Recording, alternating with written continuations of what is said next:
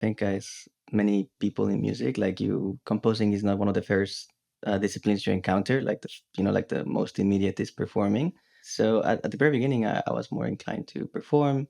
Then I think just life pushed me towards composing, and Yeah. I found it, and then I really like it. So I And ended you up really doing. well, that's what I've loved about your story is that you have just kind of followed the path where your life has taken you. And I believe, like in college, it was kind of a bout of tendinitis that made you initially start thinking about things. Is that right?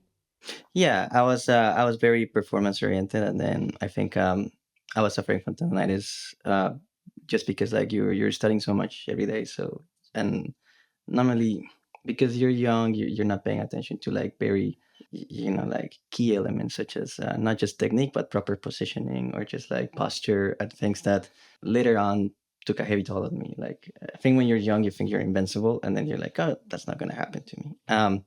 But very very quickly it happened, so I had to look at options. And when I was going to Berkeley in Boston, and they have well, they offer a lot of programs. They offer like engineering, producing, so many other paths. um, and I chose film because it was something that I was interested, but mostly composition because it seemed to be like fairly versatile. And but yeah, it was most like life was just taking me there, and I just went along with it. I wasn't thinking too much about it. So So it's a big jump from performing to composition, though. Had you composed before, or were you like, well, let's just go well, with it and see what happens? I guess like you're always like exercising composition one way or another. No, when you play in a band, when you play an ensemble, I guess there's always that element of like organizing the crew together, organizing different musical elements. So there is an element of composition in that, or arranging at the very least.